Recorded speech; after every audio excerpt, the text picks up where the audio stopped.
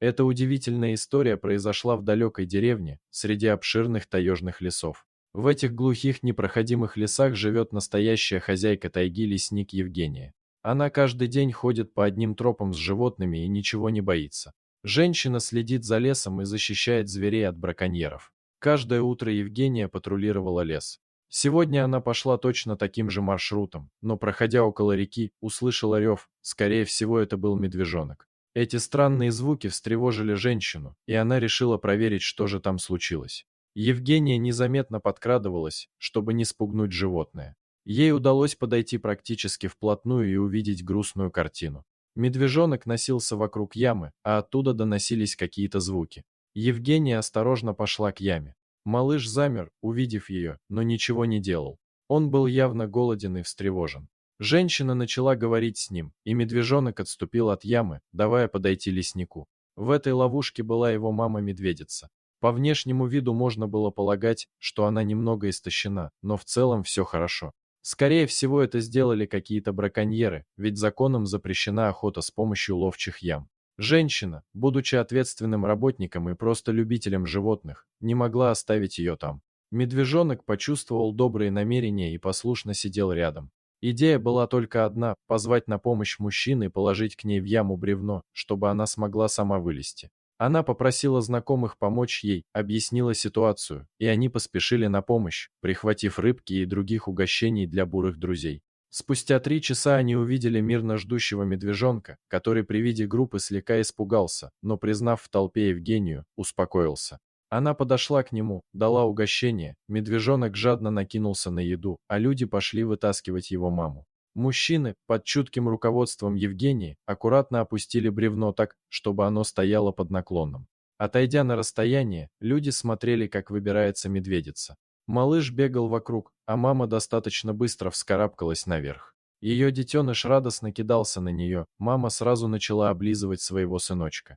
Но не забыв о людях, перевела взгляд на них. Все уже уходили, женщина обернулась посмотреть на эту идиллию, медведица качнула головой, выразив этим благодарность. Женщина была воодушевлена, сегодня она смогла спасти 2 хозяев тайги, но не знала, что их встреча повторится буквально через месяц. Евгения, как обычно, прочесывала лес, наблюдая за величием дикой природы. Стояла прекрасная солнечная погода, настроение было замечательное и день пролетел незаметно. Настало время возвращаться, женщина неспешно шла домой, но заметила какие-то шевеления возле реки. Она сразу же направилась туда. На небольшой полянке расположился чей-то лагерь. Евгения осторожно подошла ближе, но пока старалась себя не выдавать. Этот лагерь не был похож на туристический. Вокруг стояли собранные селки, клетки и 2 ружья. Так как охота здесь была запрещена, несложно было догадаться, что здесь ведется незаконный вылов животных. Надо было предпринимать меры, возвращаться в деревню и рассказать всю возможную информацию.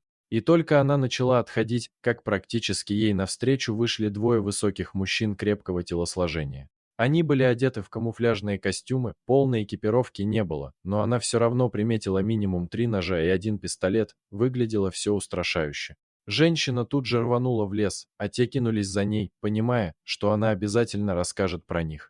У женщины было ружье, но это не очень удобное оружие для перестрелки в погоне, поэтому браконьерам было не страшно. Так как она знала здесь все тропы, ей удалось немного оторваться, но в скорости охотники ей не уступали, так еще и периодически стреляли. Из-за выстрелов она запуталась и прибежала к обрыву, совсем позабыв на эмоциях о том, что спуска вниз здесь нет и единственное, что она может сделать, это прыгнуть в пропасть. Это минутное промедление сыграло с ней злую шутку. Как только она решила бежать дальше, раздался свист пули, и резкая боль ударила в ногу. У нее было прострелено бедро, бежать дальше было бессмысленно, да и боль не давала встать. Она отползла к дереву, уперлась на него спиной, сняла ружье и выставила перед собой. Женщина понимала, что они никуда не спешат и, скорее всего, рано или поздно, никакое ружье уже не поможет, у нее просто не останется сил, и они его отнимут, а с ней распрощаются.